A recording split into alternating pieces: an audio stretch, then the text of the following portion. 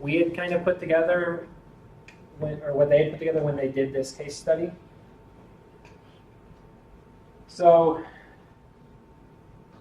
starts with schedule pressure, right?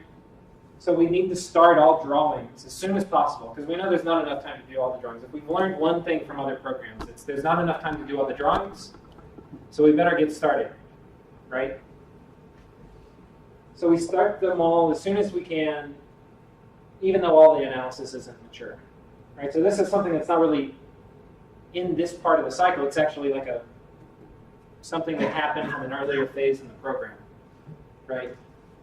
So because the analysis isn't there that tells us exactly how big our parts need to be, or what they should look like, or what capacity they should have, we make assumptions, right? And because we make assumptions, sometimes they're right, sometimes they're wrong. When they're wrong, we have rework, right? And when we have rework, what does that mean for next month? We have to do all the ones we originally planned to do, which usually is more because you assume the learning curve, right? Plus the rework. So that's one of them, and that's kind of the vicious cycle we described. The net, what's the effect of that? Parts are going to be late, drawings are going to be late, production can be late. There's another feedback loop too, which is because of the schedule pressure, what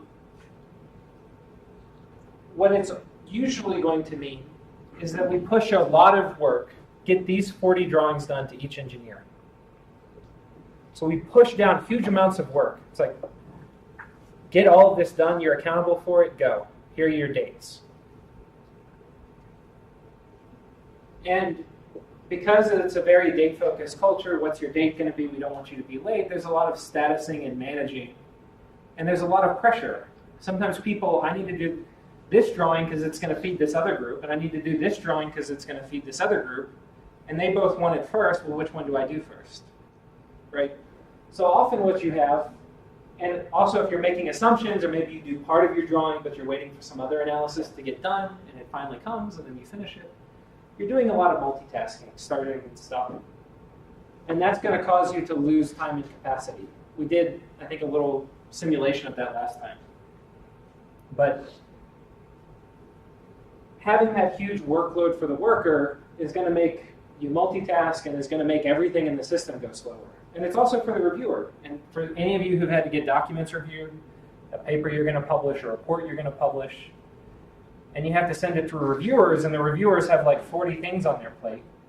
I think we all know it takes a long time to go through that. Or you have 20 different people who have to review it, and they all have different priorities, and 2 of them don't even care about it, right?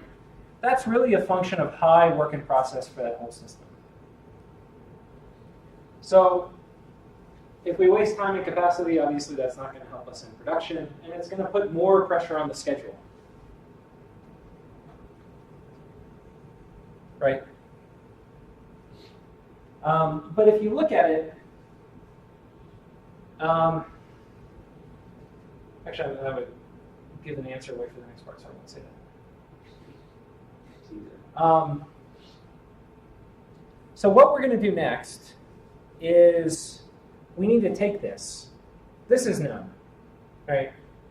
You could have gone back in the day and shown this cause and effect to any project executive in Boeing, and then say, yeah, that's right, that's how it works.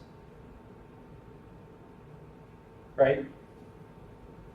But that's just a fact of running huge development programs. That's what life is like on huge development programs. Welcome to the to the circus, right? So breaking out of this is hard.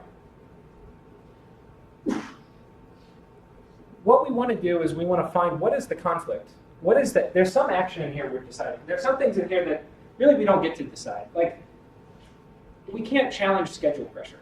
Like, we can't say, you can't walk in, I'm just going to lay this out as a fact. You can't walk in as a project manager for a $3 billion program and say, well, you know how you told me I had to get this done in this amount of time and in this budget.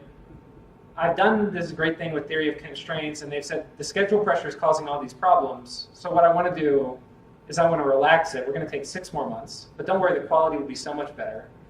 And because it's taking 6 more months, it's going to cost, $300 billion more. You'll be out of a job like within hours, right? So you can't challenge this.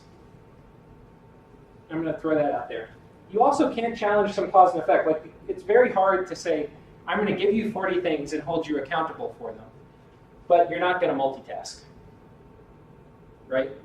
Or you can't challenge this. You can't say, you're going to start all the drawings whether the analysis is done or not, right? But I want you to make the right assumptions. I want you to do the assumptions right. Like that doesn't make sense to challenge it. That's like a law of nature. If you're making assumptions, sometimes they're going to be wrong, right?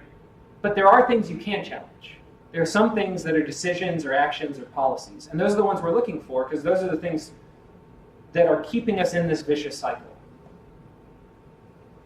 So that's the first step.